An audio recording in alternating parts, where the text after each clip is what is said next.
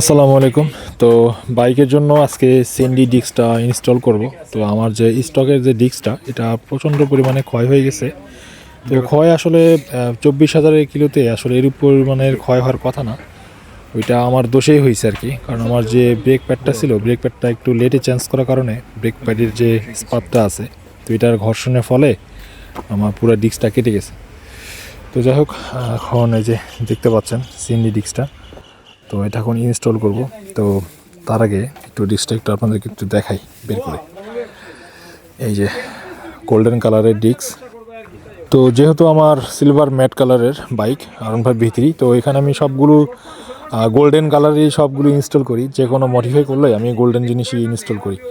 তো আজকেও তো সিএনডি ডিস্কের যে গোল্ডেনটা তো এটা ইনস্টল করব। তো সিএনডি ডিস্ক সম্পর্কে আসলে বলার কিছু নাই, কারণ এটাতে সবাই আমরা জানি যে এটা মূলত এটা লাগানো হয় আসলে ব্রেকিং পারফরমেন্সটা একটু আপগ্রেড করার জন্য।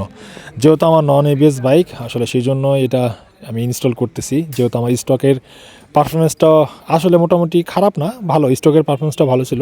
বাট যেহেতু নন এবিএস বাইক হিসাবে আমি চাচ্ছিলাম যে আরেকটু আপগ্রেড করার জন্য, ব্রেকটা আসলে আরেকটু যেন ভালো হয়। তো সেটার জন্য এটা ইনস্টল করা। যেহেতু ডিস্কটা বড়, অবশ্যই ব্রেকটাও ভালো হবে। তো চলেন ইনস্টল করি, ভিডিওটা কন্টিনিউ করবেন।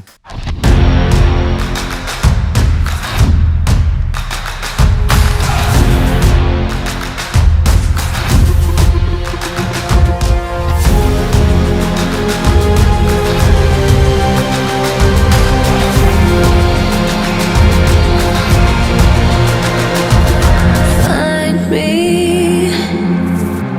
in the corner of the room, not ready to resume.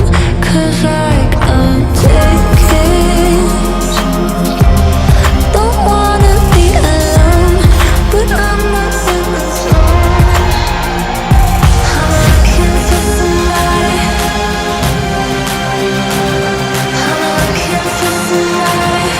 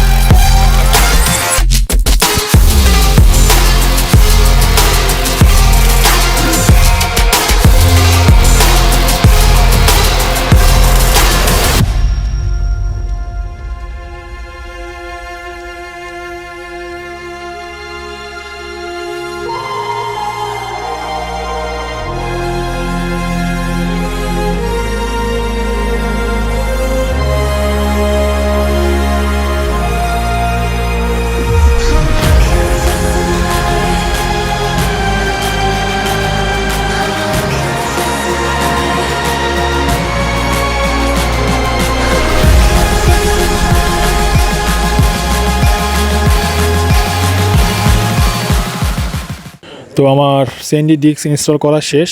তো এখন লুকসটা দেখতে পাচ্ছেন। তো সামনের লুকসটা অনেকটাই চেঞ্জ হয়ে গেছে। আমি একটু রাইড করেও দেখলাম, তো আগের চাইতে ব্রেকিং পারফরমেন্সটা অনেকটাই বেটার হয়েছে। তো আসলে সিএনডি ডিস্কটা ইনস্টল করলে যে যদি নন এবিএস বাইক হয় তো সিএনডি ডিস্কটা ইনস্টল করে যদি ডিস্ক বড় হওয়ার কারণে অবশ্যই আপনার আগের চাইতে ব্রেকিং পারফরমেন্সটা অনেকটা বেটার পাবেন।